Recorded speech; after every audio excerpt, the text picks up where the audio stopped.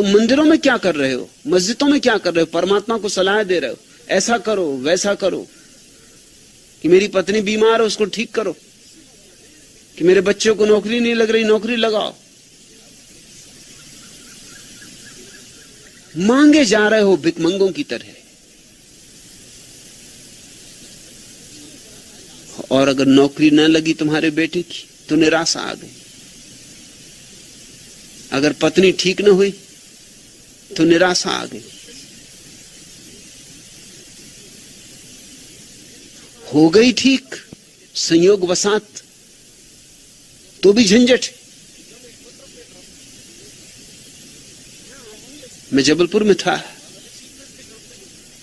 एक शाम अपने बगीचे में टहल रहा था और एक सज्जन मिलने आ गए, तो वहीं खड़ी कार से मैं टिक के खड़ा हो गया और उनसे बातें करने लगा। उन्होंने जल्दी से नोटबुक निकाली, कुछ नोट करने लगे। मैंने कहा क्या करते हो? उन्होंने कहा कि बस इशारा आपने दे दिया। मैंने कहा मैं अभी बोला भी नहीं, ऐसे तो मैं बोल बोल के परेशान हो जाता हूं तो भी लोगों को इशारे नहीं मिलते, तुम तो गजब के ज्ञानी मालूम होते हो। मैंने कहा जरा देखूं क्या नोट किया। नोट किया उन्होंने कार का नंबर। कहने लगे मैं यही पूछने आया था कि लॉटरी में कौन से नंबर का टिकट खरीदूं। आपने भी गजब कर दिया, नंबर सी टिक के खड़े हो गए। इशारा मैं फौरन समझ गया। अरे वाह, मैंने कहा भी नहीं, पूछा भी नहीं अभी, और आप हाथ रख के नंबर पे ही खड़े हो गए। साफ कह दिया, अब और क्या है। मैंने कहा अब तुम मुझे झंझट में डालोगे।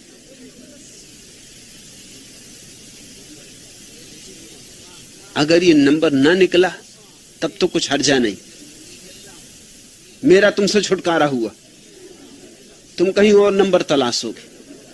मगर संयोग वसात भूल चूक से अगर ये नंबर कहीं लग गया तो तुम मेरी गर्दन से बंधे।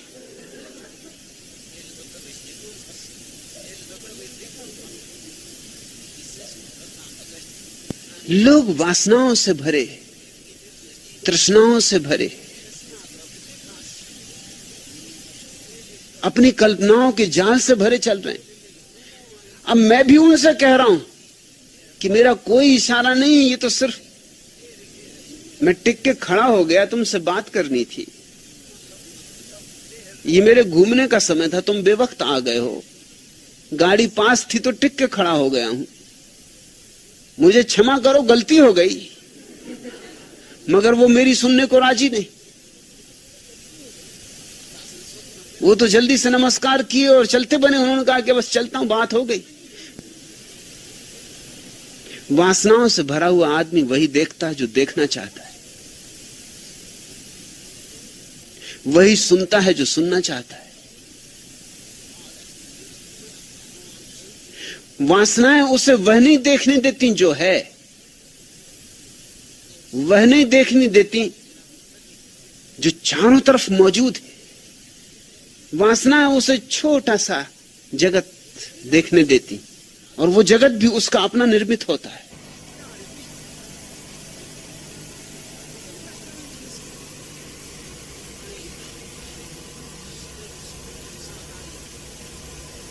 चंदूलाल उन दिनों सड़क के किनारे विज्ञापनों के बड़े बड़े बोर्ड बनाया करता था।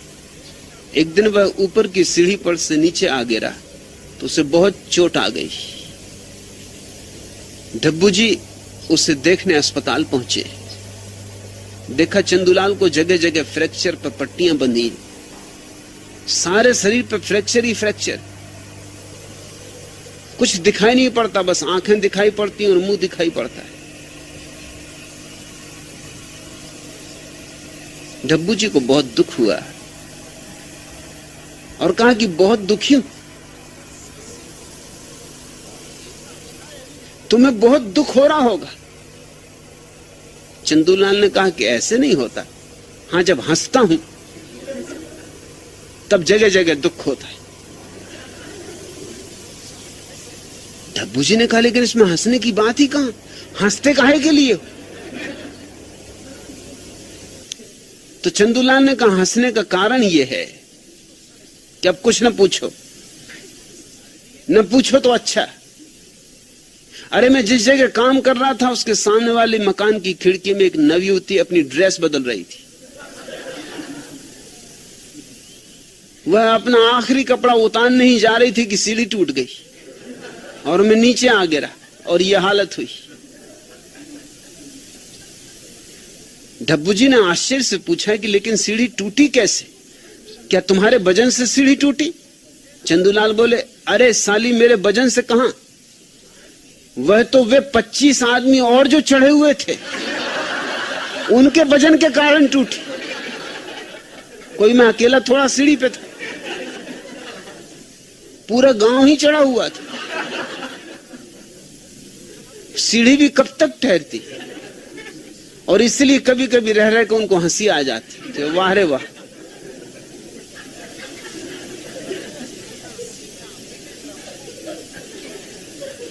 लोग जो देख रहे हैं, लोग जो सुन रहे हैं, वह नहीं जो है। उनकी अपनी कल्पना के जाल, उनके लिए वो काफी कीमतें चुका रहे हैं। जिंदगी भर गंवाते, हड्डी पसली टूट जाती, अस्थि पंजर रह जाते, मगर रोग वही पुराने के पुराने। इसीलिए सत्य को कहना मुश्किल है। कल रात ही एक भारतीय मित्र ने, जो अमेरिका में निवास करते हैं, संन्यास लिया। मैंने उन्हें नाम दिया अशोक मुनि।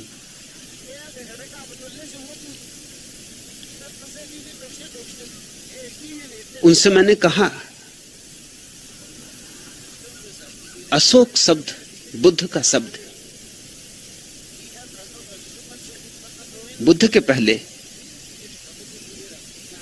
ज्ञानी अशोक की बात नहीं करते थे, आनंद की बात करते थे। आनंद का अर्थ होता है विधायक, और अशोक का अर्थ होता है दुख नहीं, नकारात्मक। बुद्ध को मजबूरी में अशोक की बात करनी पड़ी कि लोग ये सुन के कि परमात्मा सच्चिदानंद है, उसके प्रति ही वासना करने लगे। आनंद है तो पाके रहेंगे। आनंद शब्द उनके भीतर गुदगुदी उठाने लगा। आनंद शब्द उनकी लार टपकाने लगा। आनंद शब्द पर उनका लोभ लगने लगा, वासना जगने लगी। आनंद है तो पाके रहेंगे। आनंद से उन्होंने समझा कि महासुख, अनंत सुख, सुख ही सुख, जिसमें दुख बिल्कुल नहीं बचा, ऐसा। तो फिर दौड़ पड़े लोग। मगर आनंद की शर्त ही यही कि जब तक वासना है तब तक उपलब्ध नहीं होता। परमात्मा ने भी खूब उल्टी शर्तें लगा रखी कि जब तक दौड़ोगे, जब तक वासना करोगे, तब तक आनंद उपलब्ध नहीं होगा। अब लगी फांसी। और आनंद चाहिए, मगर चाहिए तो मिलेगा नहीं। आनंद मिलता है उनको जिन्हें कुछ भी नहीं चाहिए, जो कहते चाह ही गई, जिनके भीतर चाह का तूफान अंधड़ नहीं रह जाता, उनको आनंद मिलता है। लोग सोचते हैं परमात्मा तक को धोखा दे देंगे। वो कहते चलो यही सही, चलो चाह ही छोड़ देंगे। अगर चाह छोड़ने से ही आनंद मिलता हो तो हम इसके लिए भी राजी। मगर भीतर उनके भाव अब भी वही, मिलना चाहिए आनंद। चाह छोड़ने तक को राजी। मुझसे लोग पूछते हैं तब पक्का है कि मिलेगा? हम चाह भी छोड़ देंगे। मगर कहां चाह छोड़ रहे हो तुम तो चाह को पक्का किए ले रहे हो। पक्का है मिलेगा, चलो ये भी करेंगे। अगर चाह छोड़नी तो ये शर्त भी पूरी कर देंगे। मगर ऐसा आदमी बीच बीच में आंख खोल कर देखता रहेगा, अभी तक मिला नहीं।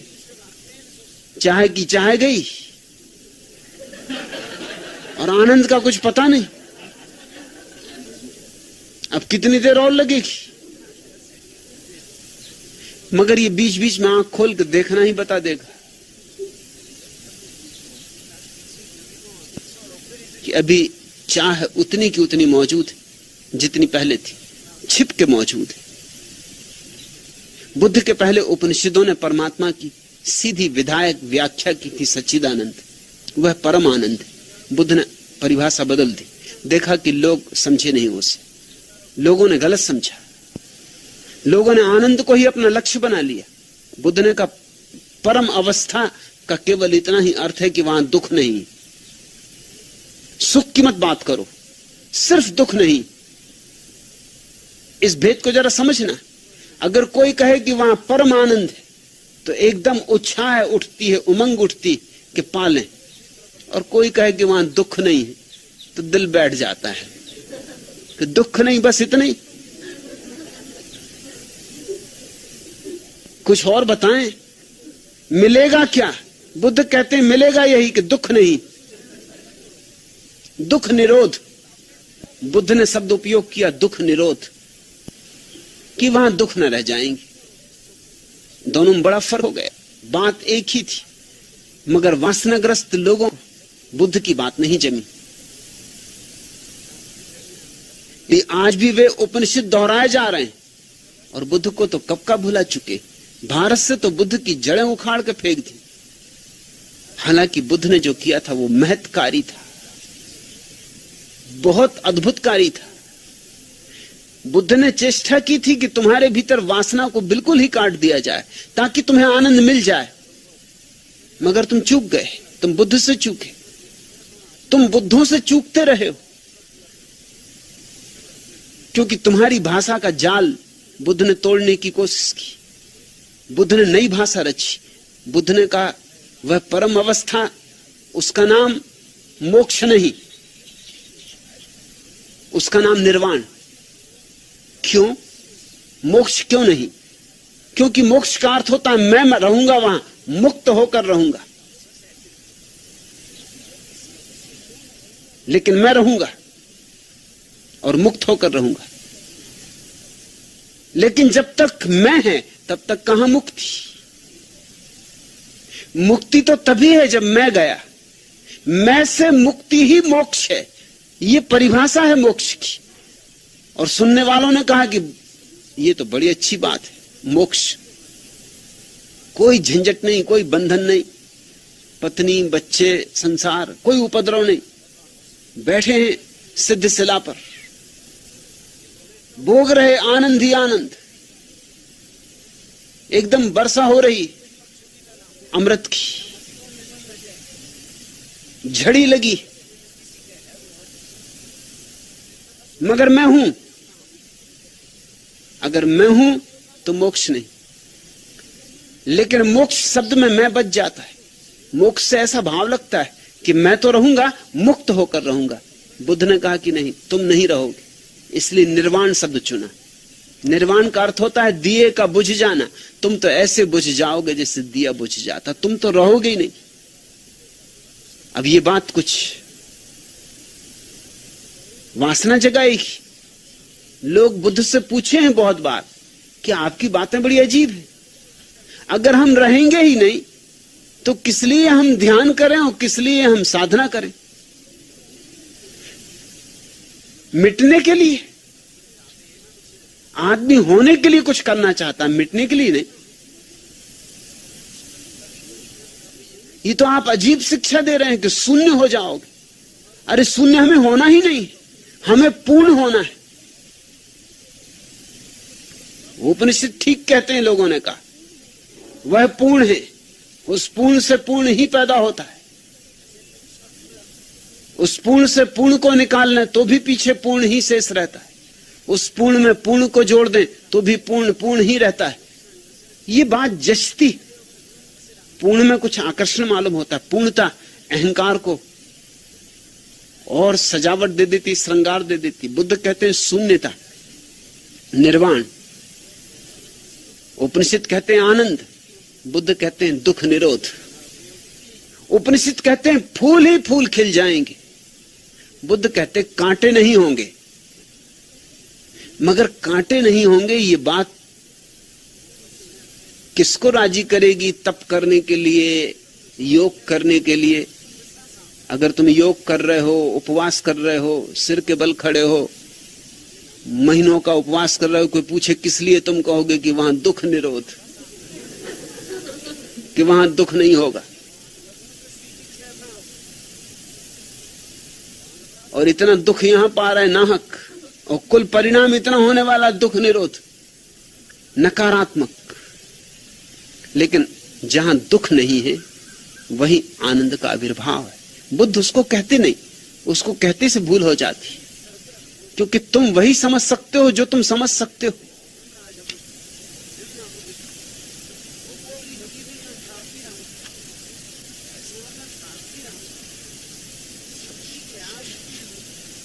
एक सिनेमा गृह में अच्छी फिल्म लगी हुई थी। चंदूलाल ने अपनी प्रेसी से कहा कि पीछे की सीट के टिकट ले लेते। प्रेसी बोली, और अगर पीछे की सीट के टिकट न मिले तो चंदूलाल बोला, तो क्या, फिर पिक्चर ही देखेंगे। लोगों की अपनी भाषाएं, लोगों के अपने हिसाब। लोग बड़े बचकाने। छोटा बच्चा अपनी बूढ़ी दादी से पूछता है, दादी मां क्या आप टें बोल सकती? दादी ने कहा, हाँ बेटे, क्यों नहीं बोल सकती? बच्चा बोला, अच्छा तो बोलिए, क्योंकि मां कह रही थी कि जब ये बुढ़िया टें बोलेगी तो बहुत सारा पैसा मिलेगा।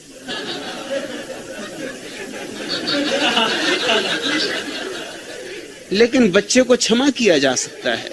वो बेचारा जितना समझ सकता था उतना समझा कि सिर्फ टें बोलने की बात है, तो बोल ही तो टें, बहुत सारा पैसा मिल जाए। उसे क्या पता कि टें बोलने के पीछे बड़े राज।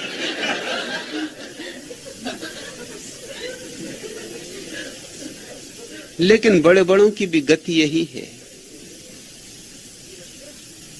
न तो तुमसे जो कहा जाता है वह तुम समझते हो, न तुम जो देखते हो वह तुम समझते हो। जब तक मन है तब तक तुम सब कुछ विकृत कर लोगे। मन से मुक्त होकर ही सत्य दिखाई पड़ना शुरू होता है। तब ये संसार अद्भुत है, तब ये संसार माया नहीं है। माया इसे तुम्हारे मन ने बनाया है, माया का जाल तुम्हारे मन ने इस पे फैलाया है। भरथरी घर द्वार छोड़कर जंगल चले गए। जंगल में ध्यान करने बैठे। सम्राट थे, बहुत धन दौलत थी, सब छोड़ आए थे। सुबह सुबह अंधेरे में ध्यान कर रहे हैं, तभी सूरज की पहली पहली किरणें उतरनी शुरू हुई। प्रभात हुई, आंख खुली, ध्यान से देखा सामने ही पगडंडी पर एक बड़ा हीरा पड़ा है, सुबह की रोशनी में चमकता हुआ। इससे बड़े बड़े हीरे छोड़कर आए थे। आदमी का मन देखते हो, लेकिन एक क्षण को लालसा जग गई को उठा लूं। चौंक गए, संभल गए, नहीं उठाया, मगर एक क्षण को वासना ने घेर लिया। एक क्षण को मन वापस लौट आया।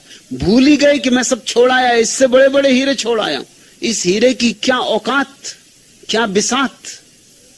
मेरे पास खजाने थे जिनमें हीरे ही हीरे भरे थे, इनको छोड़ के आया हूं और इस हीरे को, रास्ते पे पड़े हुए हीरे को उठाने की इच्छा उठ रही, इसलिए घर छोड़कर आया हूं, महल छोड़कर आया हूं।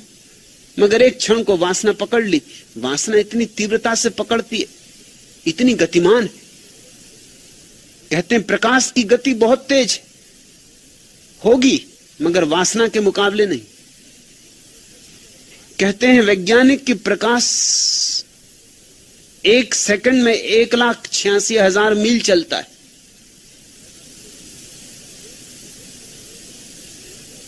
एक सेकंड में